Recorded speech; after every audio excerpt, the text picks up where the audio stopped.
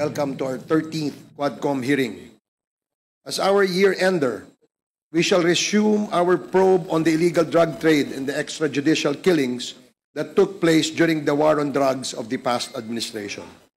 These two topics are inseparable, as we have seen that the extrajudicial killings were perpetrated, tolerated, and even encouraged during the implementation of the war on drugs.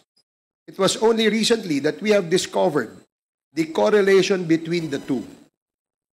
It was as if the war on drugs cannot be implemented without killing thousands of people. We didn't know the extent of this problem back then. For the past 12 hearings, we have heard various testimonies of victims, their families, the police, the involved personalities who admitted their roles and participation, the cause-oriented groups, and those whose lives have changed forever due to an irreversible misstep they took that cost them their freedom. Naipalabas ng Quadcom ang mga tunay na pangyayari sa mga pinaslang na mga biktima sa pamamagitan ng mga salaysay ng mga nakasaksi, ng mga pamilya at ng mga otoridad. Ang mga records ay nailabas bilang patunay sa mga pangyayari. Mismong mga may kinalaman sa mga pagpatay ang umamin sa kanilang mga ginawa, gaya nila Colonel Santi Mendoza, PO2 Nelson Mariano, at sa pagpaslang kay General Wesley Barayuga sa utos di umano ni Colonel Ruina Garma at Colonel Edilberto Leonardo. Maging sina Colonel Marvin Marcos at Colonel Jovi Espinido ay umamin sa kanilang mga ginawang pagsunod sa mga utos ng mga nakatataas sa kanila na nagresulta sa pagpaslang kay Albuera Leyte Mayor Espinosa at sa Parahinog family ng Misamis Oriental. Mismong si Kerwin Espinosa naman ang nagdawit kay PNP Chief now Senator Bato de la Rosa na may kinalaman di umano sa pagkamatay ng kanyang ama at sa pagbibintang kay former Senator Laila de Lima na nagresulta sa pagkakakulong nito ng 7 taon na walang basihan. Sa pagharap ni dating Pangulong Rodrigo Duterte, kanyang inamin na inutusan niya ang mga kapulisan na patayin ang mga drug personalities, bagamat sinabi niya na dapat ito ay manlaban, na kung hindi naman manlalaban ay dapat piliting manlaban upang ma-justify ang pagpatay.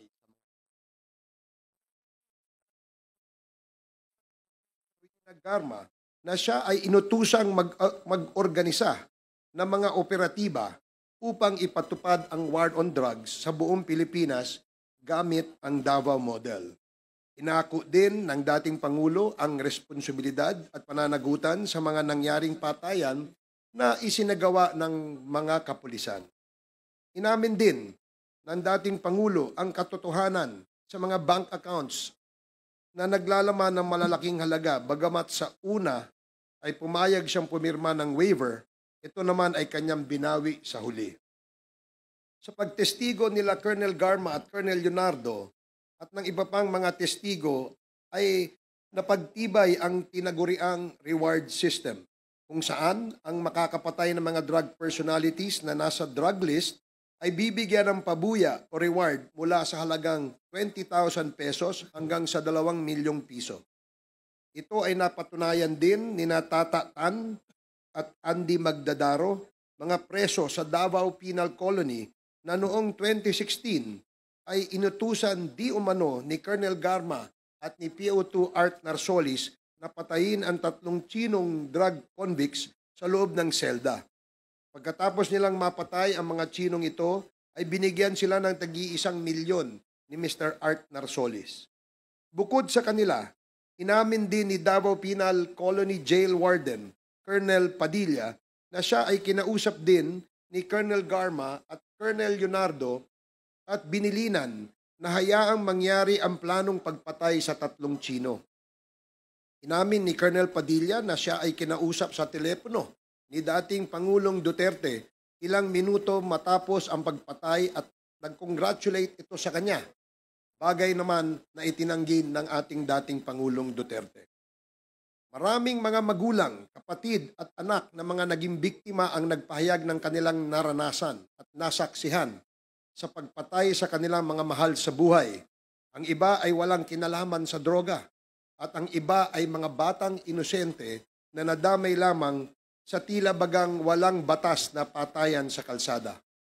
Dahil sa mga natuklasang ito ng Quadcom, na ipanukala namin na gawing separado ang pagbabawal sa ganitong klaseng pagpatay o at tinatawag natin ngayong extrajudicial killings at papatawan na mas mabigat na parusa kung ito ay maisa sa batas.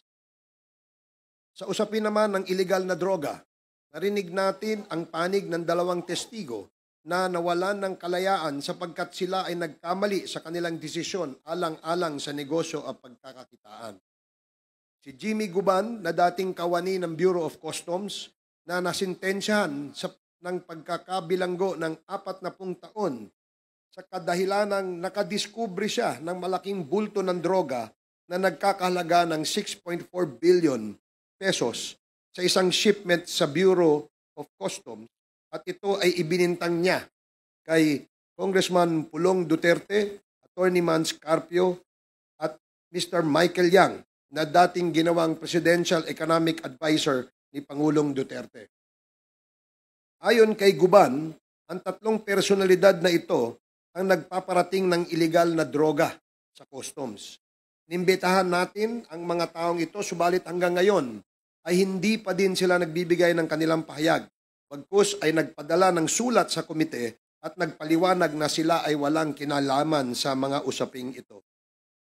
Ganon din ang nangyari kay dating customs broker Mark Taguba na siyang naging consignee ng shipment at na naglalaman ng napakaraming droga na nagkakahalaga ng 6.3 billion pesos noong 2017. Pinangalanan din niya ang sinasabing Davao Group at ginawit ang mga pangalan ni Congressman Pulong Duterte at Attorney Mans Carpio at Mr. Michael Yang bilang mga personalidad na nasa likod ng mga illegal na aktibidad sa Bureau of Customs. Sa pagtestigo naman ni Colonel Asierto, dating Deputy Director ng PNP Anti-Drug Unit, sinabi niya na 2 drug lords o drug personalities ang natuklasan niyang malapit sa dating Pangulo kung kaya't nagbabala siya dito. Bagay na ikinagalit ng Pangulo kung kaya't siya ay pinagbantaang papatayin. Ang mga drug personalities na ito ay sina Michael Yang at Mr. Alan Lim. Si Michael Yang di umano ang nasa likod ng mga Shabu clandestine laboratories sa Davao noong mayor pa lamang ang dating Pangulo. At si Alan Lim naman ang naaresto sa isang raid sa drug laboratory sa Cavite noong 2004. Si Alan Lim or Alan Lin din di umano ang Lin Weixiong na malapit kay dating Pangulong Duterte. Sa larangan naman ng Pogo, nakita natin sa mga pagdinig na ang isang malaking personalidad sa likod nito ay si dating Mayor Alice Go na kasama ang iba pang mga Chino at may koneksyon kina Michael Yang at Alan Lim or also known as Lin Weixiong ang mga korporasyon na kanilang mga tinayo. Kaya dito nakita ang kaugnayan ng Pogo sa iligal na droga. Sa ngayon, kinansila na ng gobyerno ang peking birth certificate ni Alice Go or Go Waping at tinanggal na rin siya bilang alkalde ng Banban, Tarlac. Marami pa po ang susunod.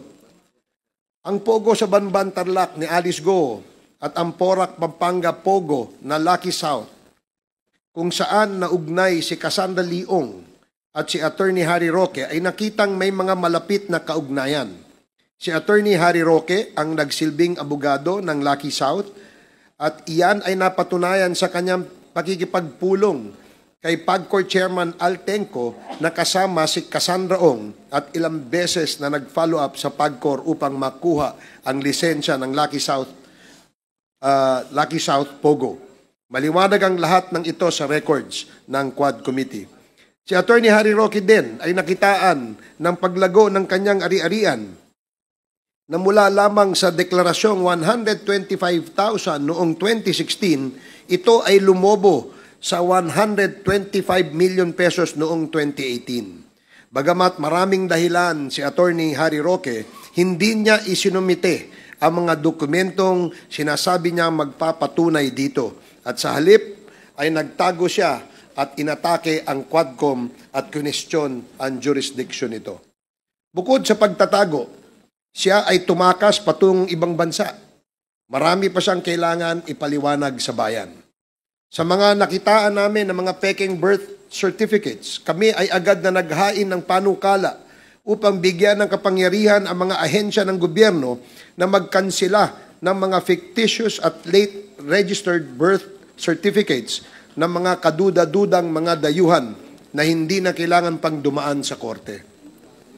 Kasabay nito ay naghain din kami ng panukala na kukumpiskahin ng gobyerno ang mga ari-arian o mga pag-aari ng mga peking Pilipinong korporasyon gaya ng Empire 999 na siyang nagmamay-ari ng 560 million pesos shabu na pinaimbak sa kanilang bodega sa Mexico, Pampanga.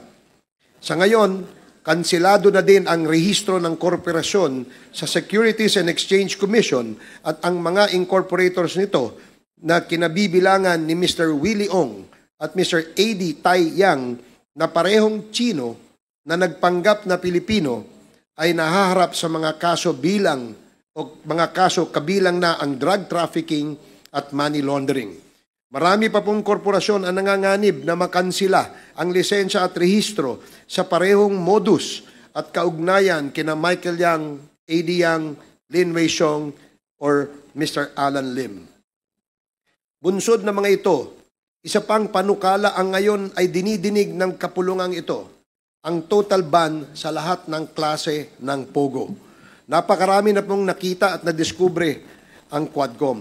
Kaya naman po hanggang ngayon ay pilit pa rin sinisiraan ng mga bayarang trolls or narco-vloggers at kritiko na wala namang naintindihan sa usapin o sadyang ayaw umintindi na madali namang maintindihang pinag-uusapan.